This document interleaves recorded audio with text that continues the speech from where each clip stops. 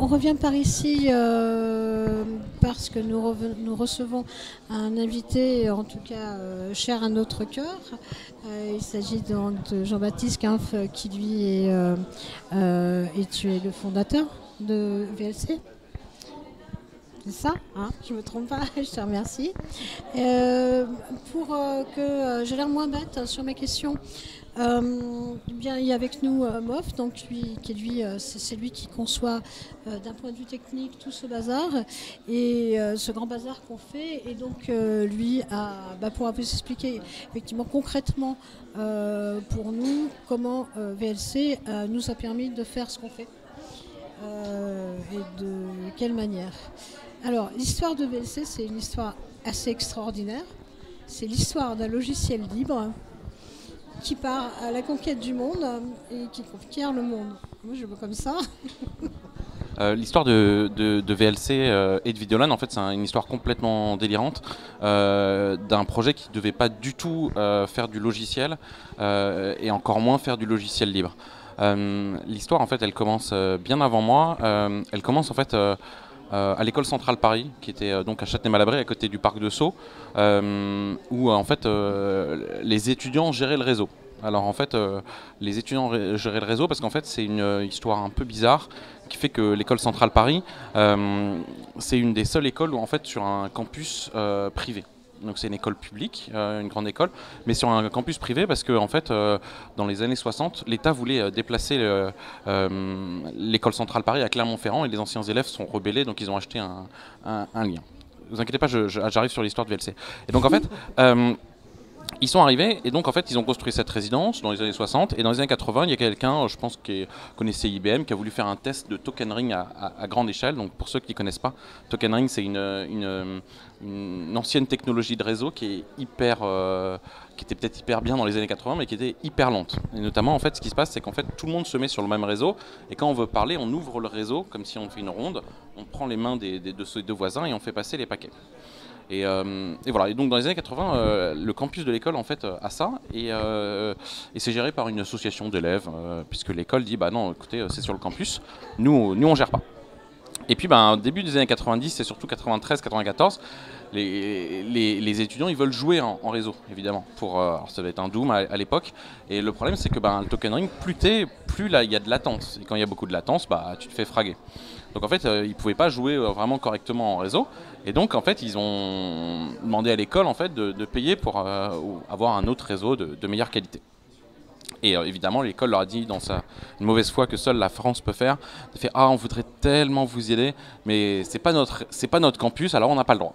Donc en fait, ils sont allés voir plein de gens en disant qu'est-ce qu'on peut faire. Effectivement, on parlait de plusieurs centaines de milliers de francs, voire millions d'euros, millions de francs.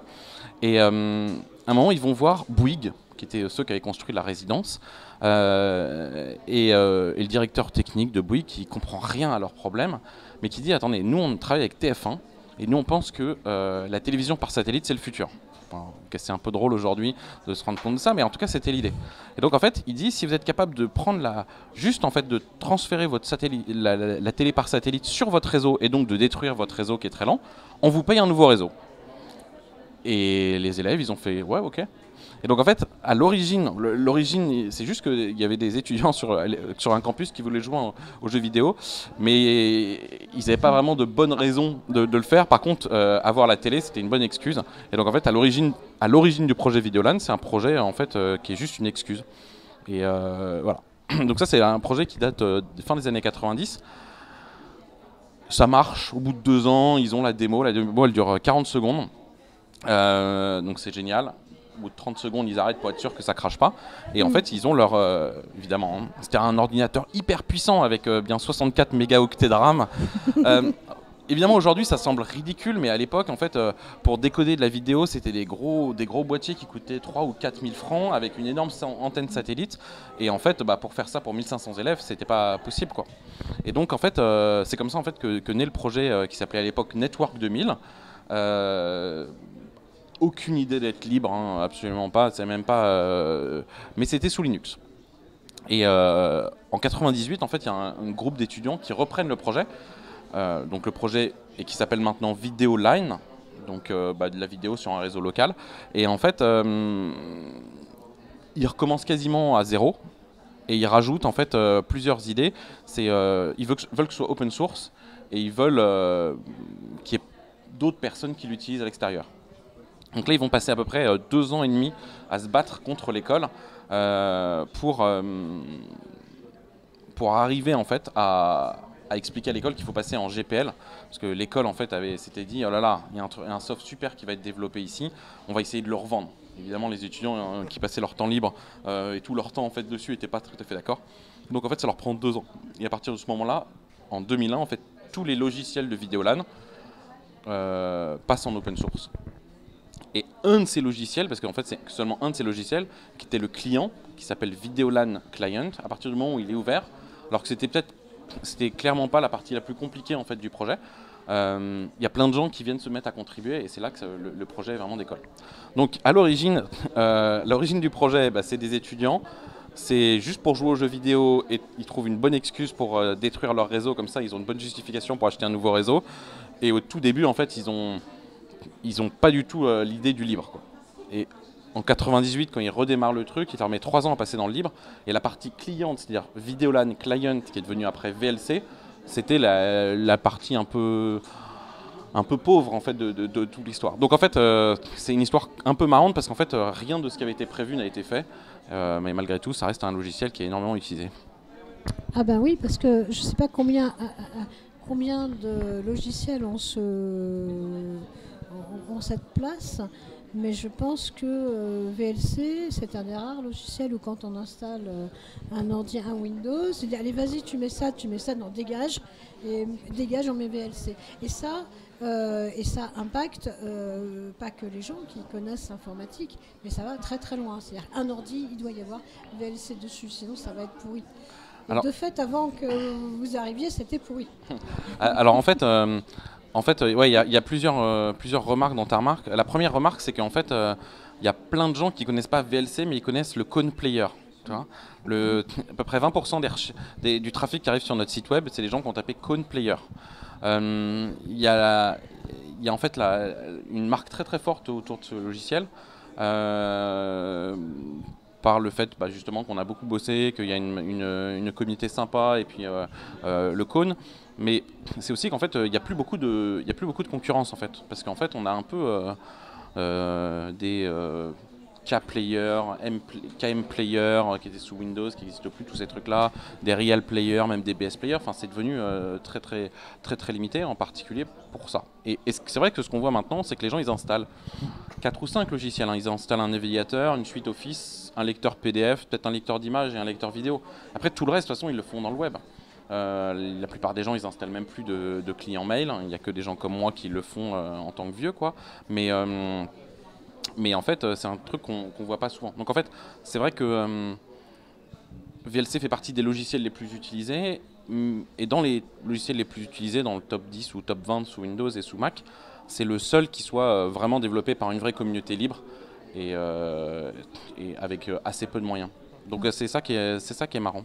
Et c'est ça qui a changé énormément de choses parce que avant, je me rappelle, il fallait choisir son lecteur en fonction du codec. C'était les packs de codec, c'était BS Player qui marchait vaguement quand il voulait. T'avais Media Player classique qui était le seul qui arrivait à peu près à faire ça correctement, s'il y avait le bon pack.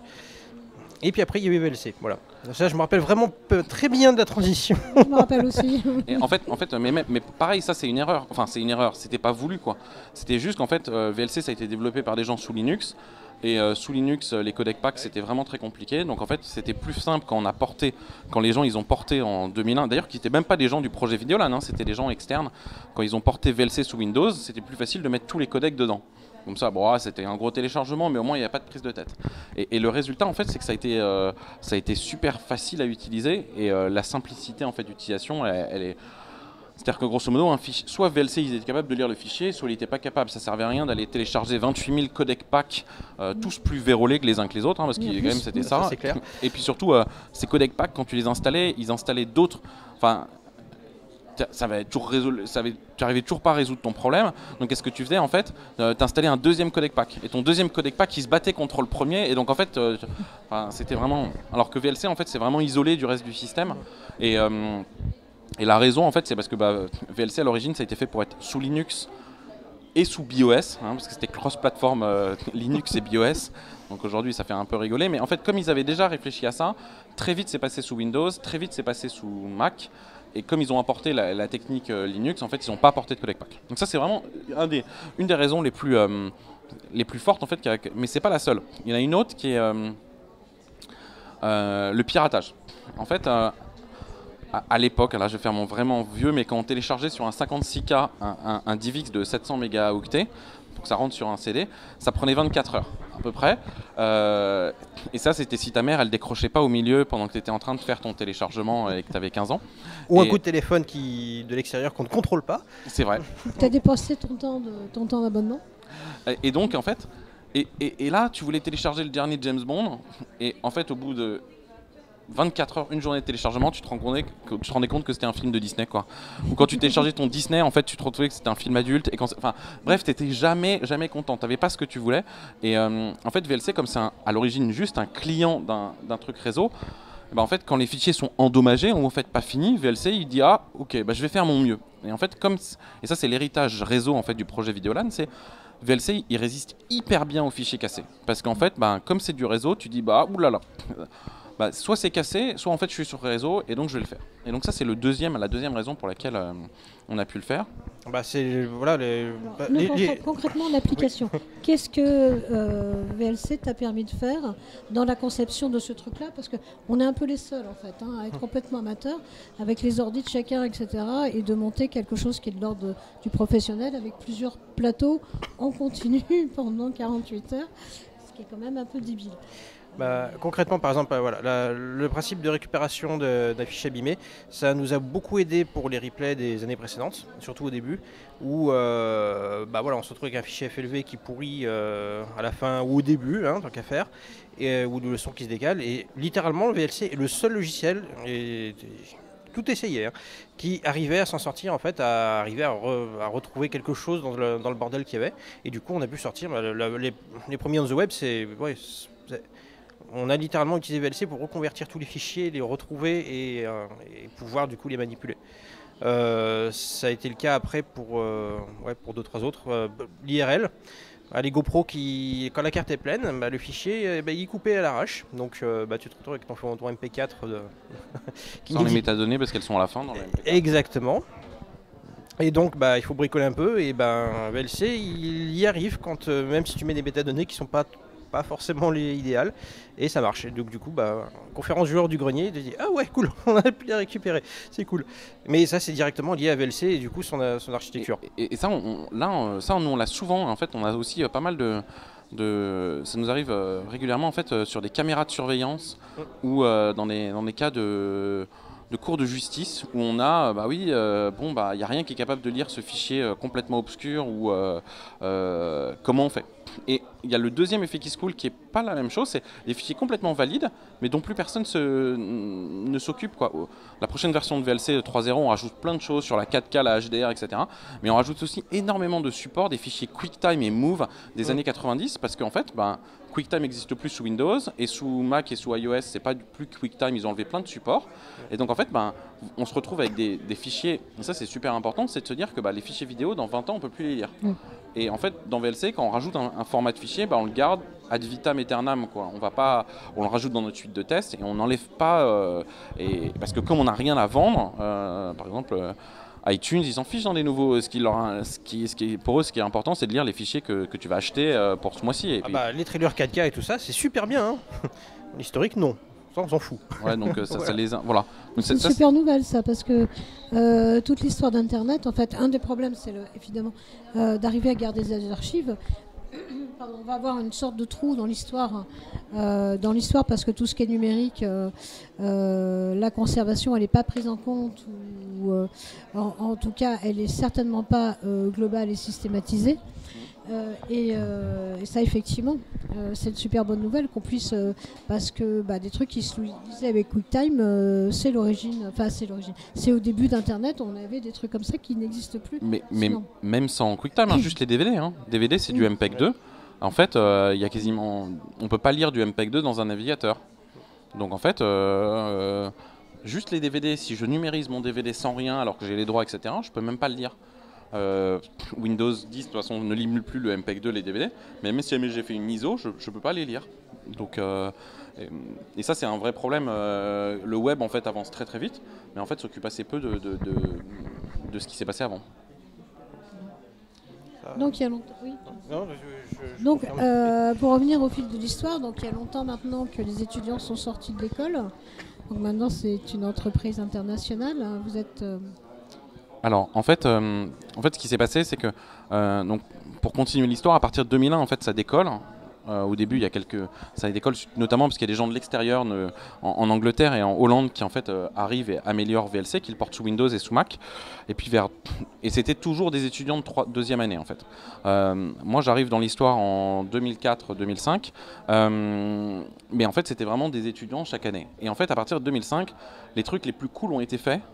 Mais en fait, les trucs les plus durs arrivent. C'est-à-dire que maintenant, on passe de quelques milliers d'utilisateurs à 1 million d'utilisateurs, enfin en tout cas 1 million de téléchargements en 2003.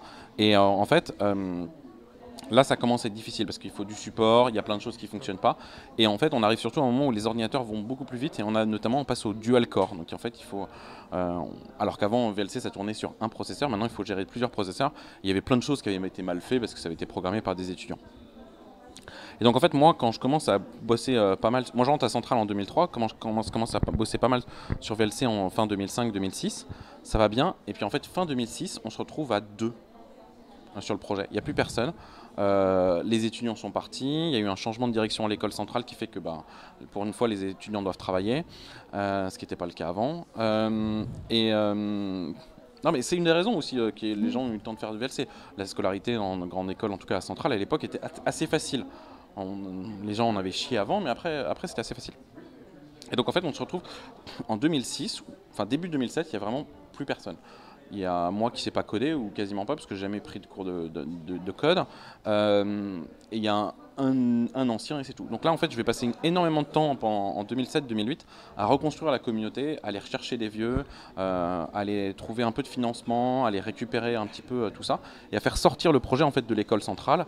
Et je crée l'association, donc c'est là où je crée l'association Vidéolan, qui est donc une association loi 1901, et donc je crée ça en 2008 en fait.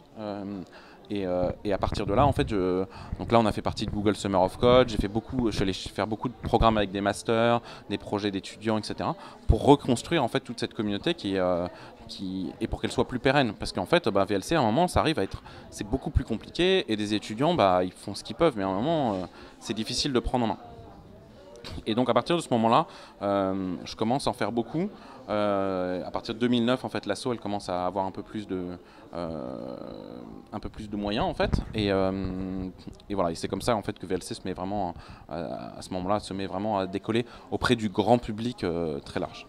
Et donc en fait, Vidéolan en fait, c'est le projet, mais c'est donc toujours l'association qui édite plein de logiciels, dont VLC.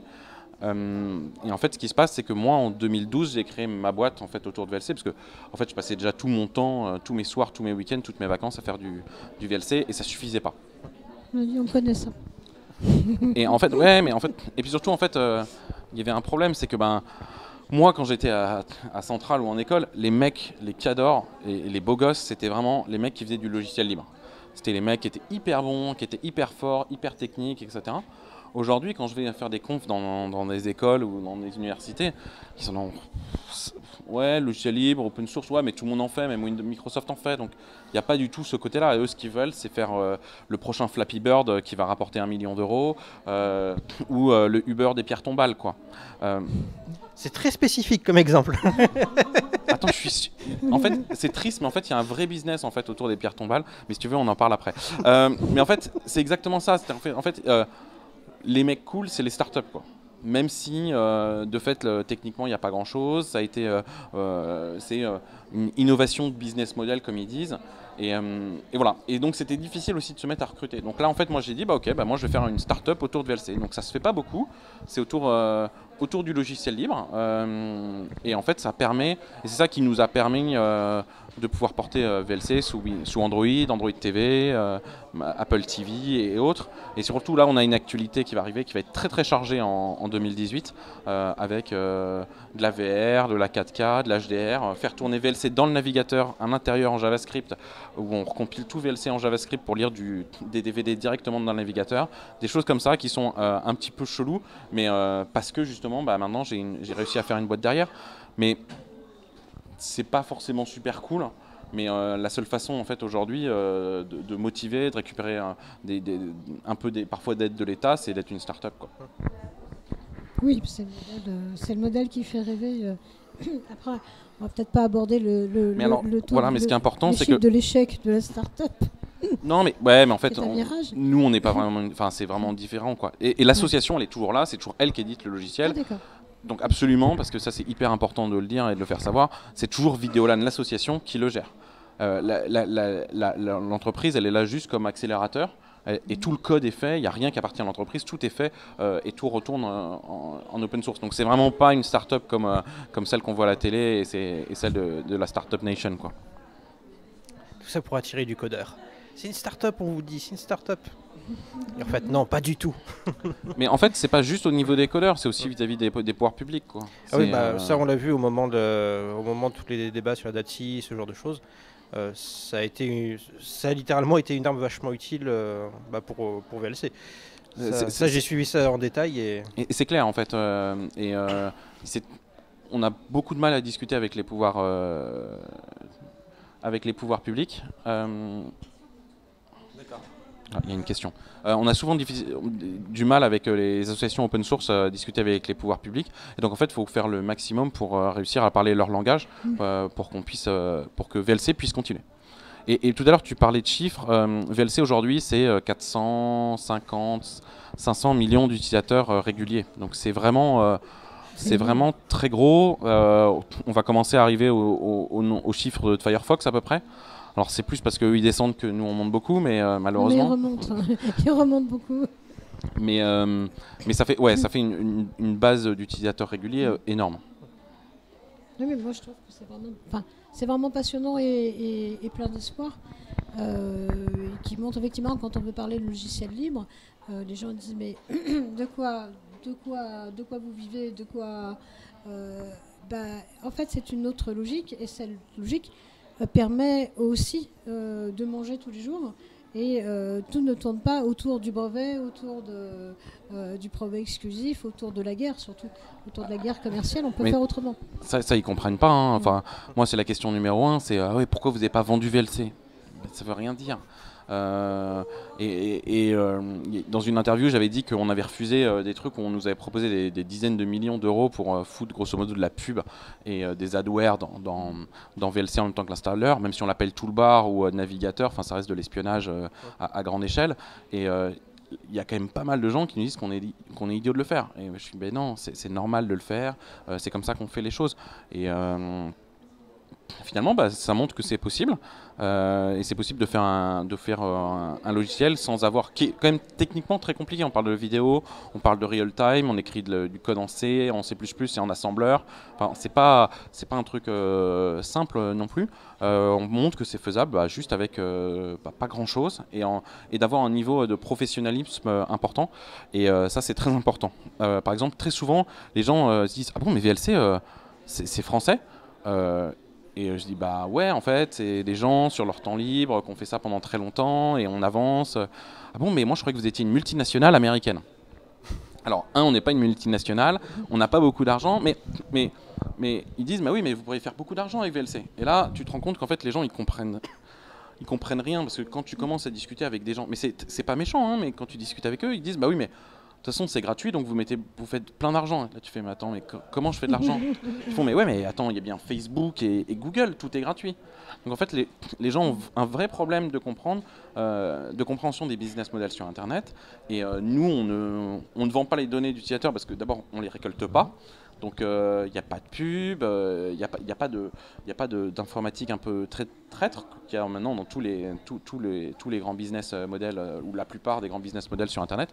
Et en fait, les gens n'ont vraiment pas cette compréhension. D'ailleurs, quand on avait fait un sondage, on avait moins de 1 pour 10 000 des utilisateurs de VLC qui savaient que c'était open source.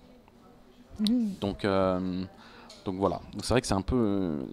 parfois, il y a un vrai problème d'adaptation avec les gens. Du coup, j'ai une question qui est apparue, qui reprend bien. C'est qui demande si les chiffres d'utilisateurs sont corrects et comment c'est possible à partir du moment où justement il n'y a pas de remontée d'informations. Alors, pas du tout. Donc en fait, effectivement, les chiffres sont pas corrects, soyons très clairs. Les seuls chiffres corrects qu'on a, c'est sur Android, où on a, quand tu vas sur le Play Store, tu vois qu'on est dans la barre de 100 millions, 500 millions. En fait, il y a 500, on doit être à 130. Sur iOS, pareil. Mais en fait, on n'en sait rien en fait sur le bureau.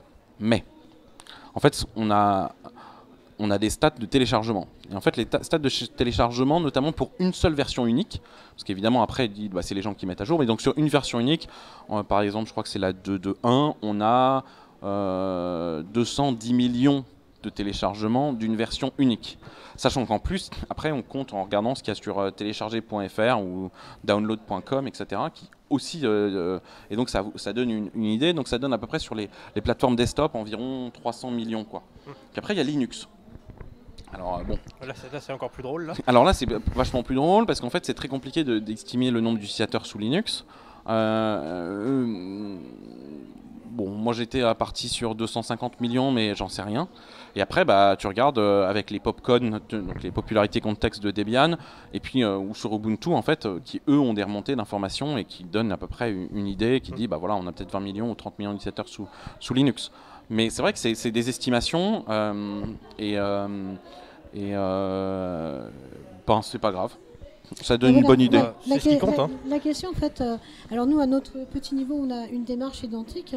Et par exemple, on juge souvent un événement sur le nombre de visiteurs. Il y a beaucoup de triches autour de ça, beaucoup de bagarres autour de ça. Et la question, est-ce que c'est bien nécessaire, forcément, d'avoir un chiffre exact à mettre en avant? Nous, notre réponse a été non. Et on a arrêté de dire, en fait. Alors, on a une fourchette. En fait, pour nous, non. Mais en fait, on retombe dans le même problème. Pour certains acteurs, oui. C'est-à-dire que c'est la seule métrique qui. Voilà, c'est-à-dire qu'en fait, quand je me présente alors là, à l'époque, c'était le cabinet de Pat Pellerin. Si c'était peut-être le cabinet de Fleur Pellerin à l'époque, où je me présentais en tant qu'éditeur du logiciel français le plus utilisé au monde, mais le moins rentable. Et à chaque fois, ils arrivaient et ils me disaient, ah ouais, mais c'est quoi vos chiffres? Et c'est la première question. Pour comprendre l'impact, c'est quoi les chiffres. Donc, je pense que ça n'a aucune importance de savoir. Ce que je sais, c'est que de fait, en regardant à peu près, c'est le lecteur alternatif sur toutes les plateformes. C'est-à-dire que tu arrives avec ton Mac, tu as ton QuickTime, hop, tu installes ce VLC. Même pour Android, ça l'est devenu, mais alors à une vitesse éclair. Voilà. Mais donc les petits chiffres précis, c'est pas important. Et nous, on fait pas de télémétrie parce que c'est de l'espionnage. On peut l'appeler télémétrie si on veut, mais donc on n'en fait pas. C'est vrai qu'il y a des fois, ça nous arrangerait parce qu'il y a des choses, on sait pas comment les gens utilisent notre logiciel, mais jusqu'à présent, on a toujours dit que c'était hors de question. Et si jamais on le ferait, ça serait que de l'opt-in avec une version spéciale où les gens peuvent nous aider en disant un peu, par exemple, quels sont les boutons utilisés. Ce serait cool de le savoir. Mais contrairement à d'autres boîtes, nous on considère et d'autres logiciels, on considère que d'abord vie privée, après on verra la suite. Oui, il y a aussi des moyens qui sont souvent ou incomplets ou moins faciles d'obtenir quand même de l'information, et notamment en demandant à la communauté des utilisateurs. Alors le problème de demander à la communauté des utilisateurs, c'est qu'en fait il y a deux problèmes. C'est que les gens qui veulent bien faire ça sont une sous-partie, et notamment une partie très technique. Donc pour nous, grosso modo, les geeks. Mais en fait, le problème, c'est que les geeks, en fait, on les connaît bien, c'est nous. Donc, on a ce problème-là aussi. on discute souvent avec les mecs qui font de l'animé, etc. On les connaît et c'est une partie de notre communauté très proche. La question, en fait, c'est pour les gens après. C'est-à-dire qu'en fait, il y a plein de gens qui utilisent VLC. C'est parce que c'est... notamment, on a beaucoup de... On avait testé, on avait regardé un petit peu. Et en fait, on a beaucoup de gens qui sont assez âgés qui utilisent VLC parce que souvent, c'est le petit-fils, le neveu qui est passé, qui a installé VLC. Et ça, je suis coupable, j'ai fait ça aussi. Mais c'est vrai parce que VLC, on est là depuis 10 ans, tu sais qu'on peut nous faire confiance, Oui, on va c'est pas faire ultra n'importe fiable. quoi et on va continuer à... Alors ouais, il y a plein de GG qui me disent ouais mais alors attends, moi maintenant j'utilise MPCHT comme ça, j'utilise MPV, etc. Ouais c'est super, ils vont passer des heures, mais dans 5 ans, le mec qui a fait ça, il n'est plus là, ça n'a pas été mis à jour. Nous on est là, on est une force et on a structuré, enfin j'ai structuré l'assaut pour que en fait elle tienne de façon un peu pérenne. Et donc ça, c'était le sujet de notre discussion avec Corben tout à l'heure, où on a parlé justement hacking, protection de données. On essaie d'expliquer le concept, ce concept-là. Et donc on a parlé aussi du fait que effectivement les choses se font avec les gens et que la technique qui est d'aller systématiquement vers une seule voie habituelle pour faire vivre ce qu'on essaie de faire vivre, quel que soit le sujet, une seule voie, ça ne marche pas forcément.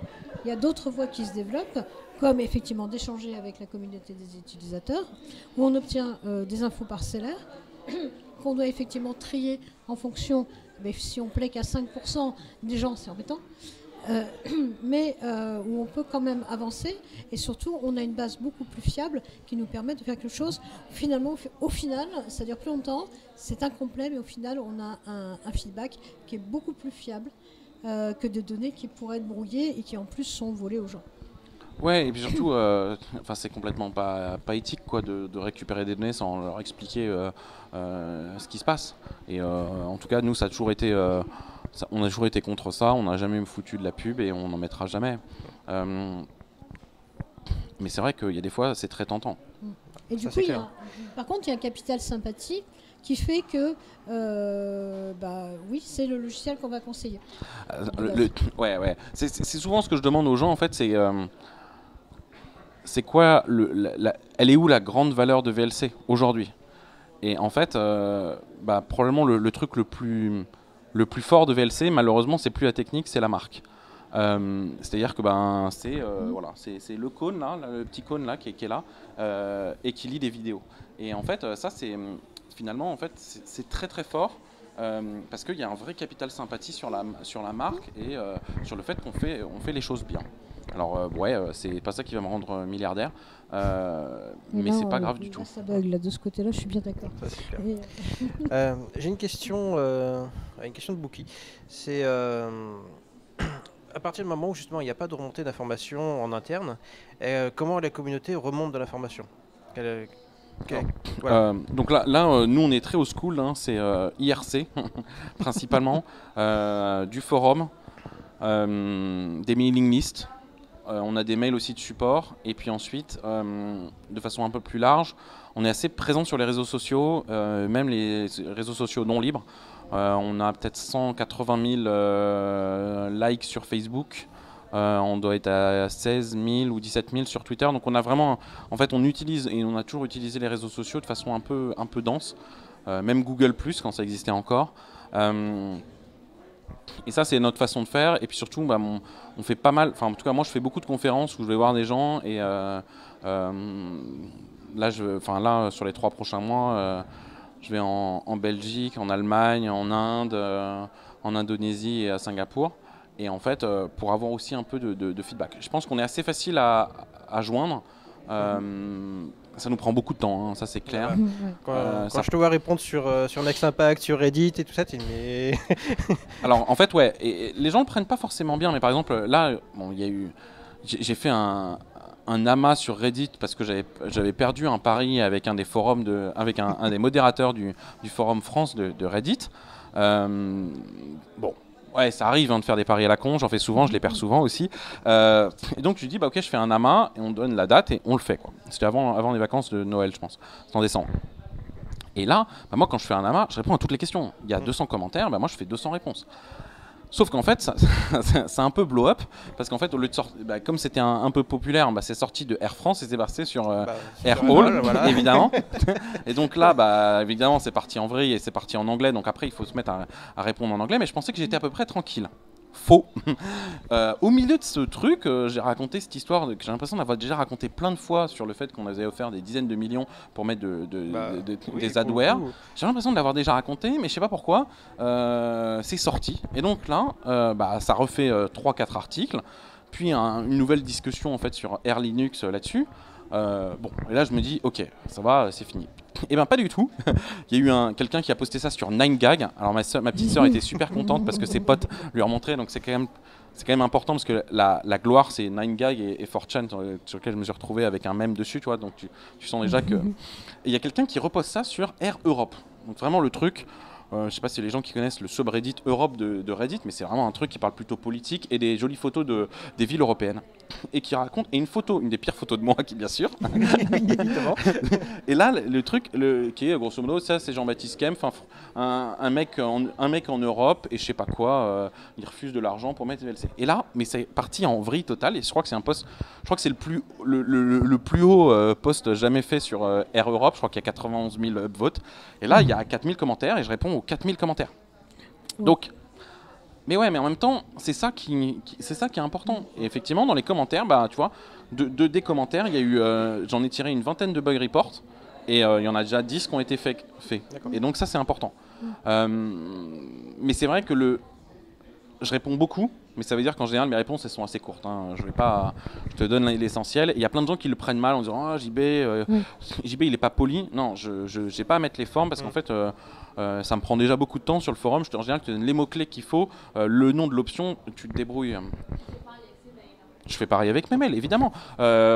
Entre les mails inis et les mails par jour, je reçois peut-être 700-800 mails par jour, dont plus 100 spam. Il est hors de question que je fasse un « Oh, salut, comment tu vas ?» etc.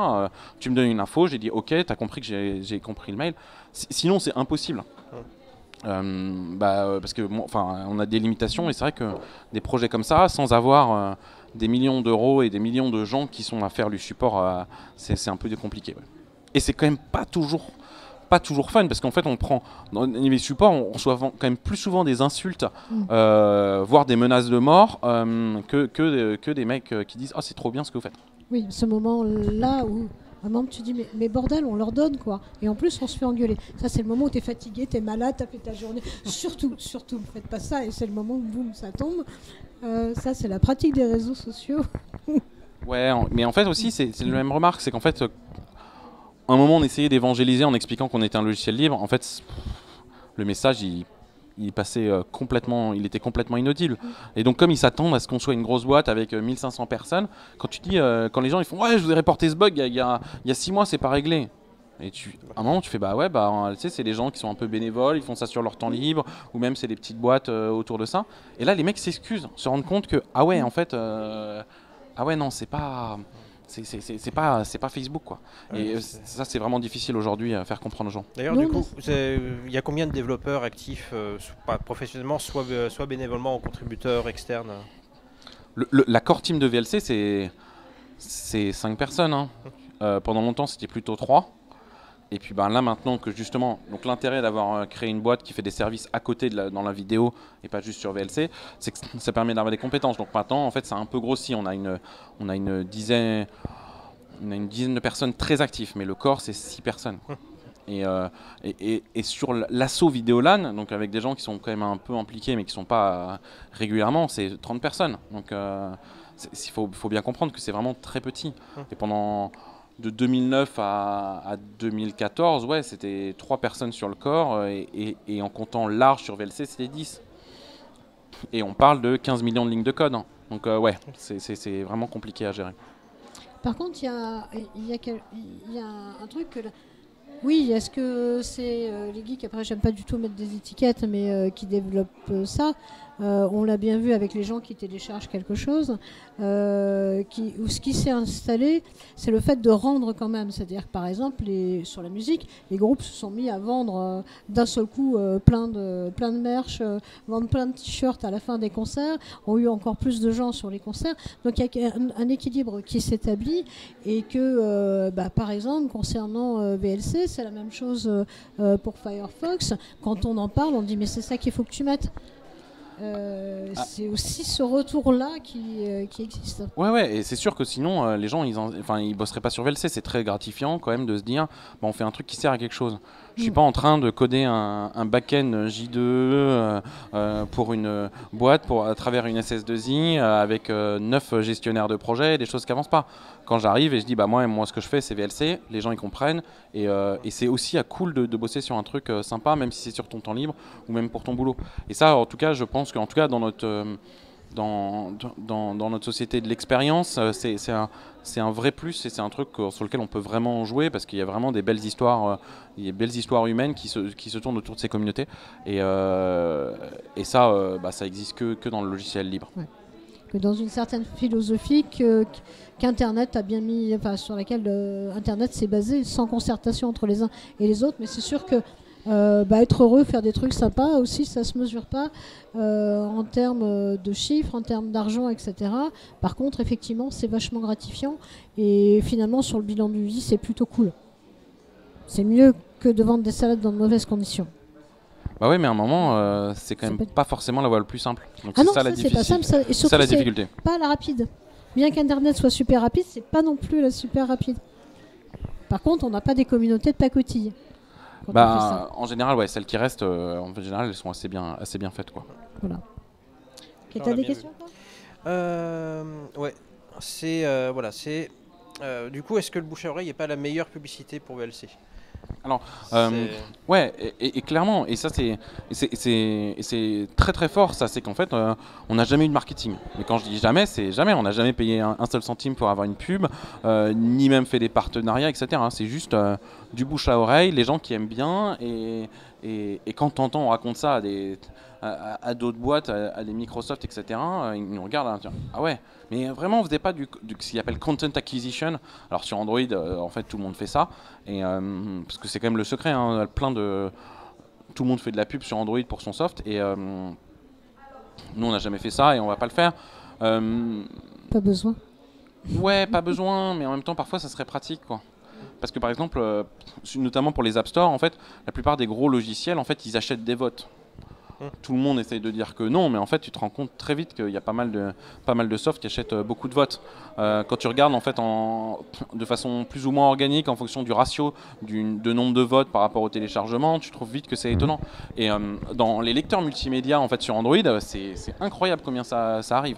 Et donc ça, nous on a toujours refusé. Mais le résultat, c'est que parfois, on est plus lent, il y a des gens qui utilisent moins VLC, et c'est dommage. Et tu te dis, est-ce que j'ai le droit d'utiliser les mêmes armes que les autres ? Bon, nous, la réponse, jusque-là, c'est non. Mais c'est vrai qu'il y a des fois, c'est toujours des histoires de pognon, c'est tentant. Oui, c'est tentant, mais au final, ça sur tout ce qui est, tout ce qui est de la partie artistique ou événementielle. Le truc, à un moment, c'est d'acheter tout ça sur eBay. Ça valait que dalle.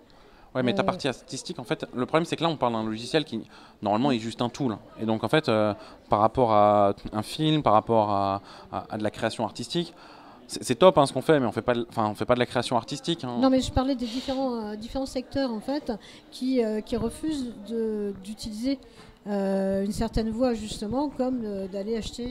Et là, on va encore m'accuser de troller gratuitement, mais Firefox, il récupérait quand même 350 ou 400 millions d'euros par an pour vendre un espace publicitaire à Google. Bon, il se trouve que ça matche bien ce que les gens voulaient faire, parce qu'Internet c'est trop compliqué, on a besoin d'un moteur de recherche, mais même quand on se compare à Firefox, on se rend compte que on fonctionne pas de la même façon. Et d'ailleurs, quand on discute avec des gens de Firefox, on se rend compte que les gens qui sont vraiment de la communauté, qui font ça sur leur temps libre, ça existe quasiment plus autour de Firefox. Ah, mais on en avait un. On en avait un juste à l'heure d'avant.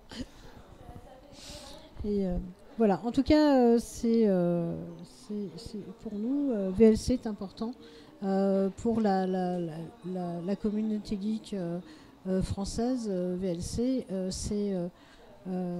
sais pas comment dire, il y a des choses précieuses. Voilà. Alors en fait, je suis pas forcément d'accord, parce qu'en fait, les gens que je trouve les moins supporters de VLC, c'est vraiment les Français. Par exemple, notamment la communauté Linux française est vraiment très agressive contre VLC. Et je vois ça nulle part ailleurs. Quand il y a des releases majeures de VLC, par exemple, il n'y a jamais un article sur Linux à faire, qui est quand même le centre. Régulièrement, tu as des mecs qui font ouais, de toute façon, c'est de la merde, etc. Donc, j'ai jamais bien compris si c'est un peu, je sais pas, de la jalousie, où on n'entend que les gens qui gueulent, ce qui est possible aussi. Mais en tout cas, c'est vrai que. Et les Français gueulant plus fort que les autres, on n'entend que. Mais je trouve justement que la communauté geek autour de française n'est pas forcément très supportrice de VLC. Bon, on n'est jamais prophète dans son pays. Je le vis assez bien, hein, mais c'est vrai que de temps en temps c'est bizarre. Voilà. Mais nous, c'est pas peut-être forcément les mêmes auxquels on s'adresse. Ouais. On s'adresse aussi à du grand public. Et une de nos missions qu'on s'est donnée, c'est entre autres de montrer aux gens qui arrivent, donc typiquement des adolescents jeunes, qu'il y a des chemins à prendre et ça vaut le coup de les voir et de choisir les chemins qu'on prend. Alors en plus, moi, ce que souvent dans mes confs, je raconte que VLC, c'est un projet, comment un projet étudiant peut devenir plus gros que son école. Parce que peut-être qu'en France centrale, ça parle aux gens un peu, mais en fait à l'étranger, tout le monde s'en fout. Alors que VLC, quand je me présente, que je sois au Vietnam, au Japon, aux États-Unis, VLC, les gens connaissent. Et ça, c'est bien parce que ça montre que c'est un projet qui est débuté par des étudiants et que c'est possible avec des étudiants assez jeunes qui ne connaissaient pas grand-chose. Quand on veut, on peut. Et je trouve que ça, c'est une histoire qui est quand même assez cool autour de VLC et que tu n'as pas trop dans pas mal d'autres gros projets open source qui sont un peu plus soit corporate, soit dans le cas de Firefox, l'ouverture d'un code de Netscape. Ouais, du coup, c'était pour rebondir un petit peu sur le côté communauté, le manque peut-être de retour. Du coup, je voulais faire un retour sur comment ça sert au GF, justement, concrètement, en utilisation réelle. Donc, pour donner une idée, là, VLC tourne sur la majorité des PC qui servent à streamer, parce qu'on utilise une caméra IP, dont on récupère l'image avec le plugin qui intègre VLC dans OBS, qui marche super bien, parce que avant ils avaient leur propre truc pour lire la vidéo, ça marchait jamais. Et puis l'interfaçage a été mis en place et là ça change tout. Donc VLC tourne pratiquement n'importe où, on surveille tous les flux avec VLC. On fait le debug avec VLC parce que justement il arrive à lire là où les autres ils n'y arrivent pas et du coup on arrive à mieux comprendre voilà, les images clés qui sautent, ce genre de conneries, du coup ça se voit. Et avec les vidéos qui continuent. Ça nous sert aux diffusions à l'IRL parce que justement c'est fiable, donc on peut le lancer sur n'importe quel ordi pourri que les intervenants ramènent pour le cinéma amateur par exemple. C'est assez compliqué en général, donc un petit ordi qui voilà. Il y a une prise quelque part les fichiers des gens qui font du cinéma amateur. Voilà. C'est tout un peu. Ça a changé la vie. Mais même hors cinéma amateur, là on est en train de rajouter dans VLC le support des fichiers de cinéma. Des DCP, donc en fait quand vous allez dans votre cinéma, en fait c'est un disque dur EXT4 de 300 ou de 600 gigas qui arrive et qui est lu par un ordinateur en fait, qui est derrière votre vidéoprojecteur. Et en fait tous ces professionnels de la vidéo, en fait, ils avaient plein de lecteurs un peu spécifiques pour les professionnels du cinéma, et ils sont tous tombés. Mais donc ceux qui restent, ils coûtent très cher. Et en fait, ils se retrouvent avec, ils sont pas capables de lire leur propre film sans aller dans une salle de cinéma. Donc, ce qui est quand même pas super pratique pour se rendre compte si c'est le bon film, la bonne langue, les bons sous-titres, etc. Et donc en fait, j'ai énormément de demandes de cinéma, alors pas amateur, mais cinéma un peu intermédiaire, donc pas un Gaumont, mais tout ce qui est cinéma indépendant, qui a besoin de VLC pour être capable de lire leur propre film. Et ça, c'est un truc sur lequel on bosse pas mal, parce que finalement, tu te rends compte que d'un truc vraiment consumer, on passe on phagocyte un peu tous les segments de la vidéo. Et puis du coup sur des niches complètement obscures, alors j'ai eu des niches entre guillemets à très peu de gens. J'ai eu des niches encore plus obscures que ça. Hein. J'ai eu des niches où les gens utilisaient VLC. Donc évidemment pour des drones. Donc ça alors maintenant c'est classique, mais au tout début des drones, il y avait plein de gens qui avaient une sorte de Raspberry Pi avec un VLC dessus. Mais il y a des niches d'installation d'art par exemple, parce qu'en fait VLC est capable de faire des trucs un peu bizarres, notamment de diffuser sur plusieurs vidéoprojecteurs en même temps. Donc ça c'est souvent utilisé dans l'art où tu rentres et tu as de la vidéo absolument partout.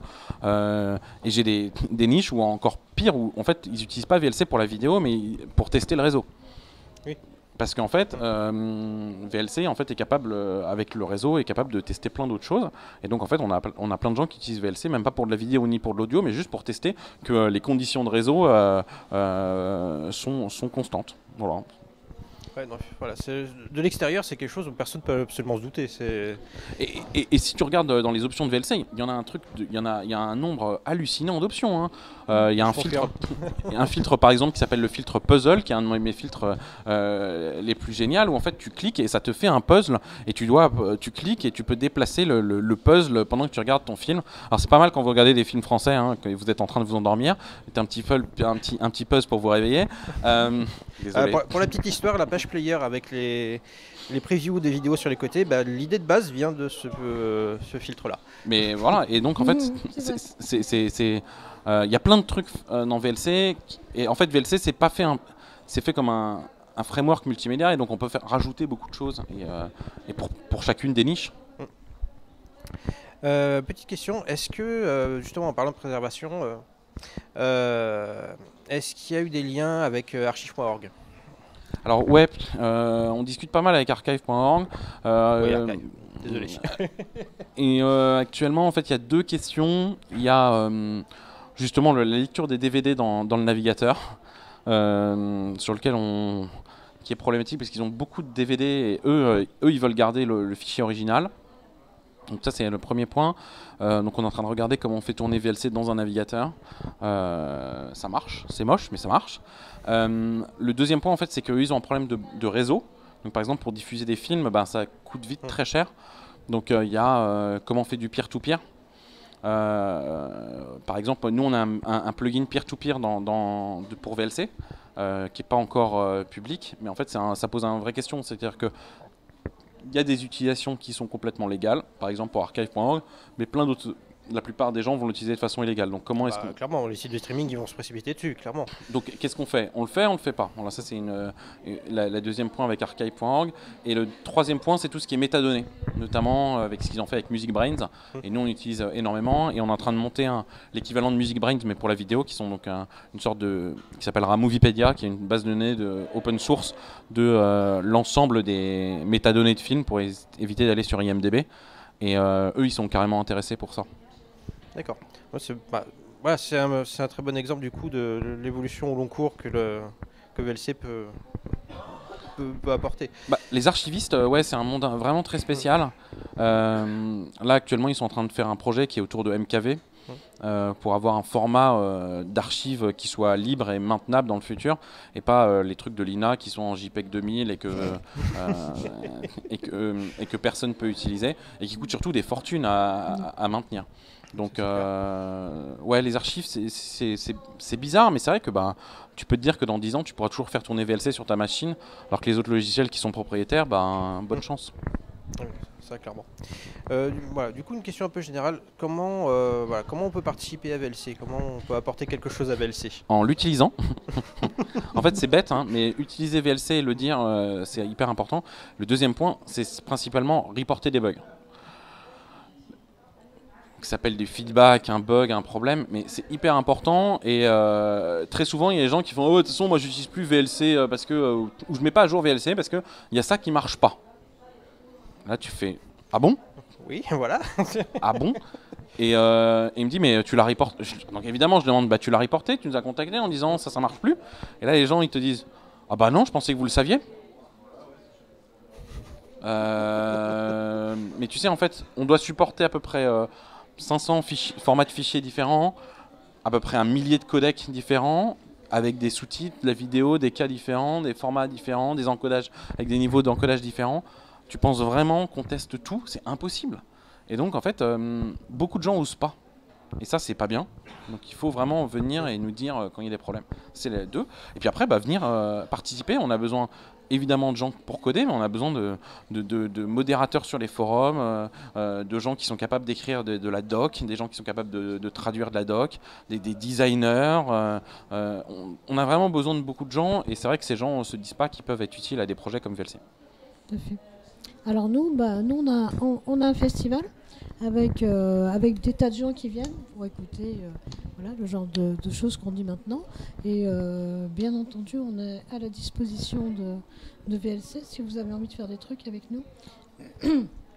Mais carrément, peut-être, je sais pas, on est en train. Donc là, on travaille en fait avec Corben sur cette partie-là, parce que lui va mieux structurer que nous, va mieux nous indiquer quelles sont les attentes qu'il connaît, et essayer de connecter. Notre but étant de faire de la pédagogie et de montrer à des gens qui n'ont pas encore ouvert leurs oreilles.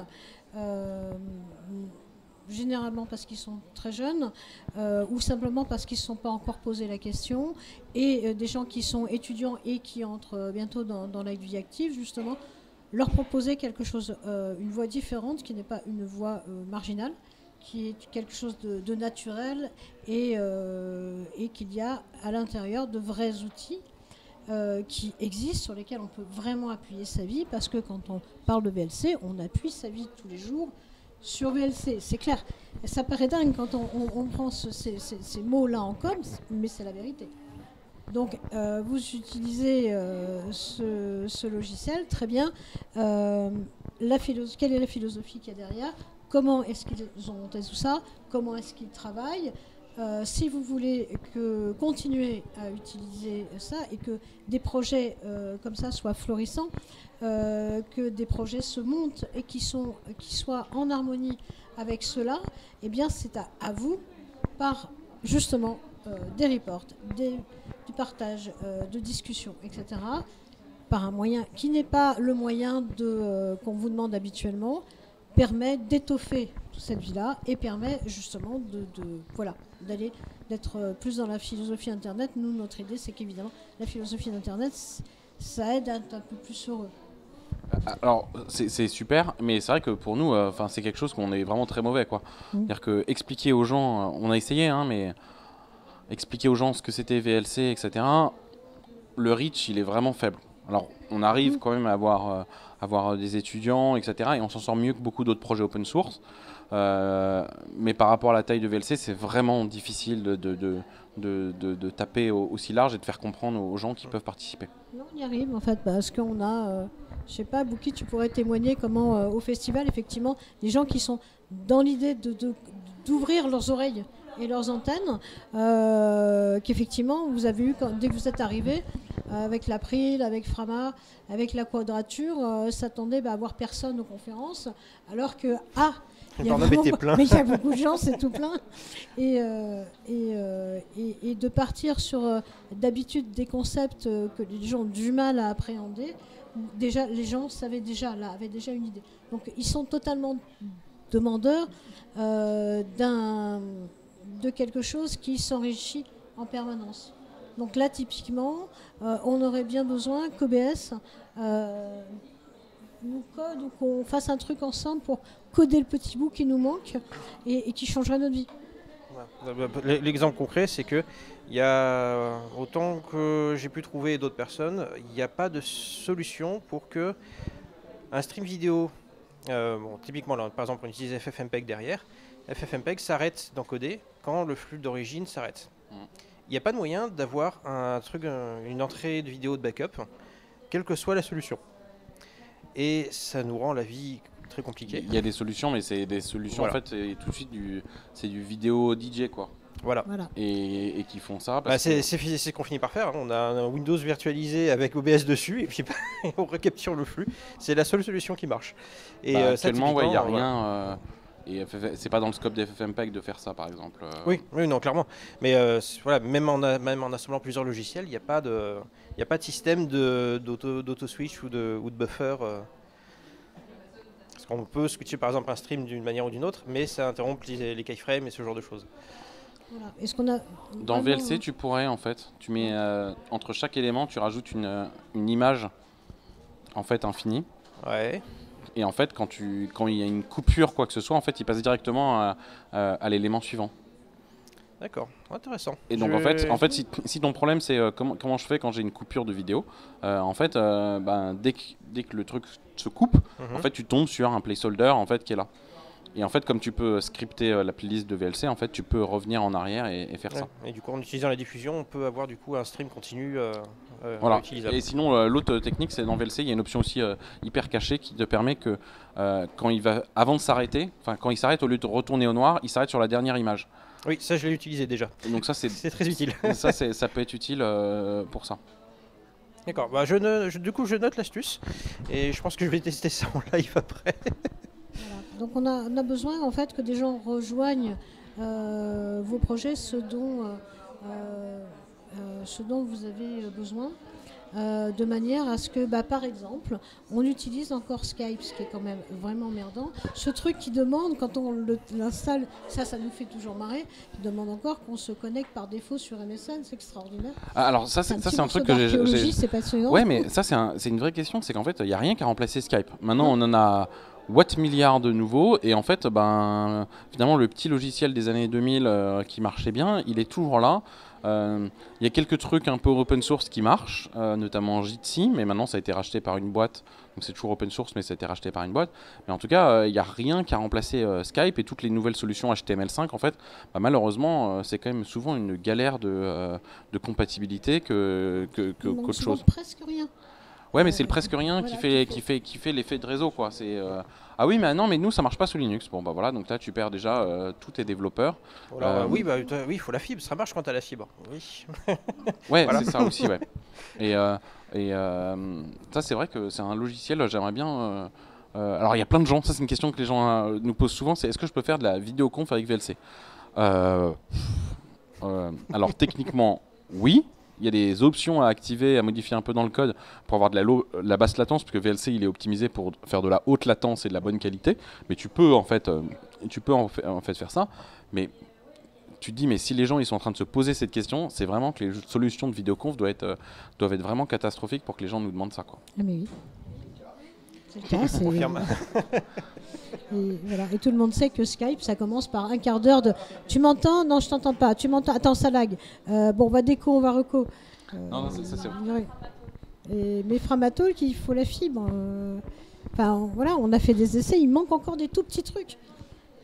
Malheureusement, là, les questions de bande passante, c'est pas un petit truc, c'est un gros chantier. C'est encore un autre dossier. Donc nous, notre festival a lieu dans le Loir-et-Cher.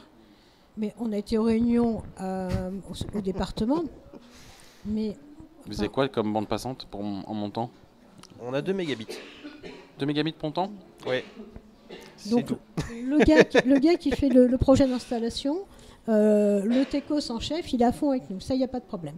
Mais le politique, quand le gars essaie de lui expliquer ce que c'était qu'un objet connecté, le gars dit « Mais je vois les objets connectés, on s'en fout, on n'en a pas besoin. » Non, il a dit, vous savez, peut-être un petit peu les compteurs pour l'électricité. Ça pourrait être intéressant. Ah, ok, d'accord. Et donc à ce moment-là, on a vite compris qu'il y avait une incompréhension, un fossé. Le gars avait l'air de toute façon complètement déprimé. D'ailleurs, le précédent m'a démissionné. Mais ouais, les politiques ne comprennent pas et limite il y en a que ça arrange que ça aille pas si vite comme ça. C'est pas trop gênant. Mais j'ai jamais compris pourquoi la vidéoconférence. En fait, il y a un effet de réseau qui est trop important en fait aujourd'hui pour démarrer un nouveau projet. Et c'est ça qui est difficile, c'est que même si techniquement on peut trouver des choses qui vont fonctionner, il y aura personne dessus. Il y aura personne dessus, quoi. Et donc il faudrait trouver même par exemple des gens comme Slack qui arrivent à faire qui ont quand même un effet réseau important. Leur solution de vidéoconf, c'est une blague. Voilà, c'est ça. Et puis il faut un truc aussi qui soit hyper fiable tout de suite, parce que quand on est en rendez-vous professionnel, c'est pas le moment de foirer un rendez-vous professionnel parce que le truc il marche pas. Et effectivement, on a quand même un peu que des dinosaures pour l'instant, ou Framatol qui a amélioré. Mais mais ça c'est en plus la vidéoconférence, c'est déjà la vidéo c'est compliqué, on le sait avec VLC.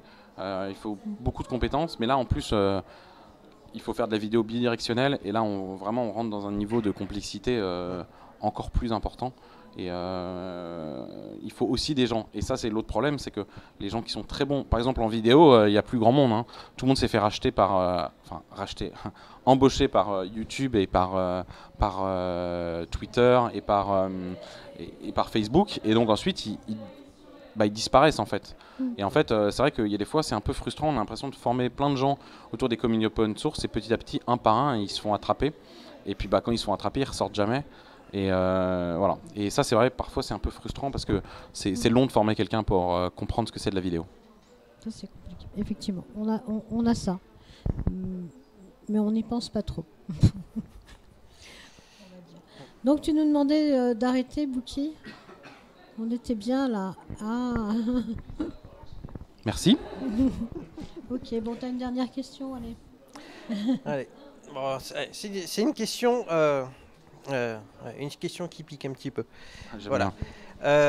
Pourquoi est-ce qu'on ne trouve pas VLC sur les dépôts de distribution Linux grand public, genre Ubuntu ou Mint? Si. Chez VLC, il est sur les distributions sur Ubuntu. Hein. D'accord. Et justement, ça a été très long. Mais parce qu'en fait, il y a beaucoup de distributions Linux qui ont peur des brevets. Donc notamment, c'est plutôt Fedora par exemple ou Red Hat. Il n'y a jamais VLC dessus. Il y a un peu de mauvaise foi. Et puis un peu de fear légal, et c'est vrai que les distributions qui ont un problème légal, elles font, notamment les distributions très américaines, ont vite très peur et en fait ne font pas grand chose autour de ça. Une des solutions par exemple, c'est que là maintenant VLC c'est disponible à partir sous Linux en snap, c'est-à-dire que t'arrives et t'installes et t'as la dernière version. Parce que c'est vrai que un des problèmes qu'on a, qui n'est pas vraiment celui-là maintenant, parce qu'on a réussi à discuter avec Ubuntu, Debian, pour avoir une version correcte de VLC packagée, mais au moins d'avoir des versions à jour. Et en fait, ça c'est très compliqué. Donc maintenant, en fait, on va arriver avec notre propre version, notre propre binaire c'est un peu plus contrôlable et safe de ce ouais, mais c'est pas la bonne façon de faire. Non, mais en tout cas, ça fonctionne, quoi. Et donc voilà, donc c'est ce qu'on, mais c'est surtout beaucoup de peur des brevets, parce qu'il y a énormément dans le brevet dans le multimédia. La plupart c'est des faux brevets, mais c'est pas grave, les gens ils peuvent pas le savoir et donc ils préfèrent dire oh là là, je ne comprends pas le brevet, je n'y touche pas, plutôt que d'aller comprendre quel est le problème. D'ailleurs, du coup, comment ça se passe avec les codecs qui sont intégrés à VLC pour être distribué en logiciel libre Alors, en fait, je reçois toutes les semaines à peu près des petites lettres d'avocats. La raison, en fait, la réponse numéro 1, c'est que en France, en fait, les brevets logiciels n'existent pas. Même s'ils essayent de nous faire croire que si, et que mais si, regardez, l'Office européen des brevets l'a enregistré. Enregistrement d'un brevet, ça ne veut pas dire qu'un brevet est valide. Et donc en fait, très souvent, en fait, je réponds en leur disant non, vous n'avez pas de brevet. Mais si, regarde. J'ai fait vas-y, attaquez-nous. Et en fait, tu te rends compte que il y a énormément de bullshit et de fun en fait dans les brevets. Et vas-y, attaque Videolan. Vas-y. Donc déjà, outre que c'est complètement débile parce qu'il n'y a pas d'argent à récupérer. Donc là, tout de suite, c'est très rapide, tu leur dis, vous savez, on est une asso, si vous voulez, on a 2 serveurs dans un data center, puis on a quelques milliers d'euros. Vas-y, attaque, pas de problème.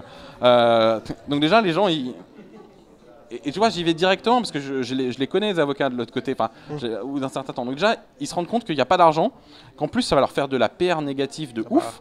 Parce que on est des mecs cool et venir nous attaquer juste parce qu'on fait un truc, donc voilà. Et ensuite, quand même, 80% des brevets que moi je vois, ils sont pas valides. Et ça, les gens osent pas parce que c'est du langage, du verbiage, etc. Et moi, quand j'ai un brevet, j'y vais, allez, je regarde. Et tu vois, par exemple, là, on s'est fait attaquer. On a eu une menace d'attaque par Divix, cette boîte française, etc., qui s'est transformée maintenant en patent troll. Et ils arrivent, ils font ouais, regardez, on a inventé les sous-titres dans les fichiers AVI ou les B-frames, et là, etc. Et moi, je regarde, je vois le brevet, je vois avril 2003, prior art. Ok, je regarde dans le code de VLC quand est-ce que ça a été check-out. Dommage, novembre 2002. Donc je renvoie, je fais regarde le commit, novembre 2002. Vas-y, maintenant, tu m'expliques. Et là, le gars, tu vois bien que. Et donc, en fait. Et d'ailleurs, quand ils font des batailles de brevets avec 1000 brevets, même pour les GAFAM, souvent ils arrivent, ils ont leur pile de 1000 brevets et l'autre il a une pile de 800 brevets, quoi. Et c'est. Ah ouais. Et à la fin, tu te rends compte que le débat, par exemple, le débat sur Microsoft Oracle, à la fin, c'était 4 brevets. Mais ils sont arrivés avec 1000 brevets. C'est plus. Voilà, et c'est vraiment du. Et en fait, il y a d'abord plein de brevets qui sont pas bons, et puis surtout, où c'est trop global. Et c'est pas parce que je dépose un brevet que le brevet est valide. Le brevet, il est valide quand il a été validé par une cour. Et ça, voilà. Et donc la réponse, c'est qu'en fait, moi, ça me fait pas peur. Et je suis bête, hein, mais le nombre de fois où je leur dis bah vas-y viens, attaque-moi, ou tu penses que ça marche pas, et les gens en fait tu te rends compte qu'ils partent quoi. Donc, et puis ils savent que par exemple s'ils vont nous attaquer sur un brevet logiciel, nous on va aller jusqu'en Cour européenne de justice, et ils vont se taper 10 ans d'emmerde. Et ça c'est clair. Donc voilà, donc ça c'est pour ça. Mais c'est aussi pour ça que Videolan s'est fait en Europe et pas aux États-Unis. Et ça, je pense aurait pas pu émerger là-bas en fait. C'est clair. C'est clair. Et puis même d'ailleurs si je vais payer pour tous les codecs qui sont dans VLC, au prix que les mecs veulent bien te les vendre, si jamais les brevets logiciels étaient validés en Europe, on parle de plus de 100 € par version de VLC, donc c'est absolument pas possible. C'est ce qui fait vraiment l'exception de l'absence des brevets logiciels en Europe aide beaucoup aussi. Je pense qu'il y a un petit panneau qui apparaît qui nous dit plus 5 minutes, donc ça c'est un appel, c'est un rappel à l'ordre avec le sourire, donc du coup on va devoir s'arrêter. En tout cas, vraiment un grand merci d'avoir été là. Bah de rien, merci à vous. Manifestement, ton temps est vraiment un planning vraiment serré. Et donc voilà, plein de choses. Bah, du coup, les gens qui nous regardaient, il y a des trucs dont VLC a besoin. Bah voilà, faites-le, tout simplement. Et puis, parlez-en. Même s'il n'y a pas besoin d'en parler, peut-être, mais n'empêche que si, quand même. Voilà, de dire que c'est une belle histoire et que les belles histoires ont pour vertu d'enseigner ce qu'il est bien de vivre dans une société. Merci. Voilà. Et voilà, on va laisser. Tu as un programme par la suite? Oui, d'accord, on va laisser la place. Donc.